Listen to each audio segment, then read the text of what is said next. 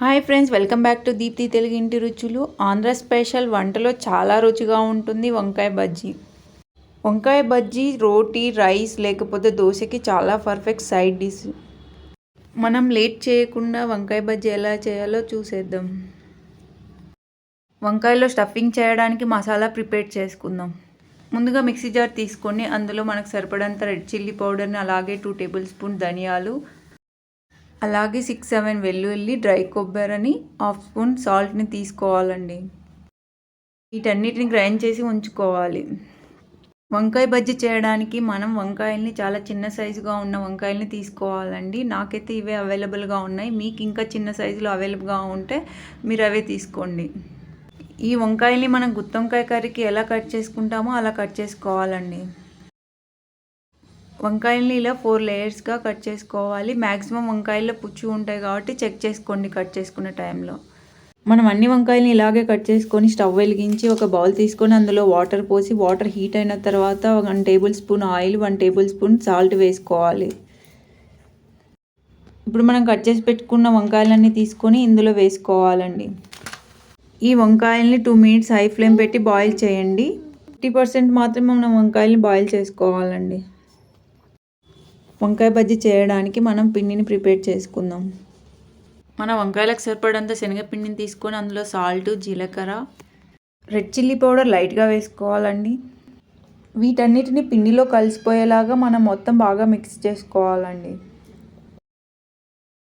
ఇందులో మనం బాగా హీట్ చేసుకున్న 1 టేబుల్ స్పూన్ ఆయిల్ వేసుకోవాలి. మనం ఉండలు లేకుండా పిండిని మొత్తం బాగా కలుపుకోవాలి. మనం కొంచెం కొంచెం వాటర్ని యాడ్ చేస్తూ మిక్స్ చేసుకోవాలి. మనం పిండిని మరీ ఎక్కువ లూజ్గా లేకుండా ఇలా మీడియంగా కలుపుకోవాలి.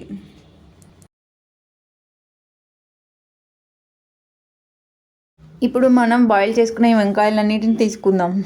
మనమైతే వంకాయ బజ్జీ కోసం అయితే ముందుగా మనం మసాలా అయితే ప్రిపేర్ చేసి పెట్టుకున్నాం కదండి. ఆ మసాలాని తీసుకొని ఒక్కొక్క వంకాయలో మొత్తం ఇలా అన్ని వంకాయలో స్టఫింగ్ చేసుకోవాలి.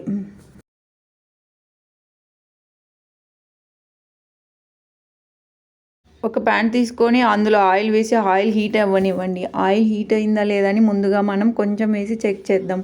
ఆయిల్ హీట్ అయితే మనకు అలా బబుల్స్గా వస్తాయండి. మనం ప్రిపేర్ చేసుకున్న వంకాయలన్నిటిని తీసుకొని పిండిలో బాగా మిక్స్ చేసుకొని ఇలా ఆయిల్లో ఒక్కొక్కటిగా వేసుకోవాలి. మనకు ఆయిల్ హీట్ అవ్వలేదనుకోండి, మనం వేసిన ఈ బజ్జీలు ప్యాన్కి అతుక్కపోతాయండి. వీటిని వేసిన తర్వాత మనం మీడియం ఫ్లేమ్లో పెట్టుకొని మాత్రమే ఫ్రై చేయాలి. ఎందుకంటే మీడియం ఫ్లేమ్ పెడితే మొత్తం బాగా బజ్జీ కాలుతుంది. వీటిని లైట్ బ్రౌన్ కలర్ వచ్చేంత వరకు ఇలా టర్న్ చేస్తూ హీట్ చేయండి. ఆయిల్ హీట్ అయినందుకు మనకు బాగా ఈజీగా టర్న్ చేసుకోవడానికి వస్తుంది. ఎందుకంటే చాలామంది స్టార్టింగ్ చేసేటప్పుడు ఈ మిస్టేక్ చేస్తారని చెప్తున్నానండి. మనం ఈ బజ్జీలోకి స్టఫింగ్ చేసుకోవడం కోసం ఆనియన్స్, ఆయిల్లో వేయించిన పల్లీలు, అలాగే కొత్తిమీరని తీసుకోవాలండి. వీటిని ఒక్కొక్క దాంట్లో స్టఫింగ్ చేసుకోవాలి. ఇలా వంకాయ బజ్జీలను ఎక్కువగా ఆంధ్రాలో అయితే జొన్న రొట్టెతో అయితే తింటారండి. మనకు వంకాయ బజ్జీ అయితే రెడీ అయిపోయిందండి. ఇలాంటి ట్రెడిషనల్ రెసిపీస్ కోసం నా ఛానల్ని అయితే సబ్స్క్రైబ్ చేయండి. మరి మీ ఫీడ్బ్యాక్ కామెంట్లో చెప్పండి. Thank you for watching. Subscribe చేసుకోవడం మాత్రం మర్చిపోకండి.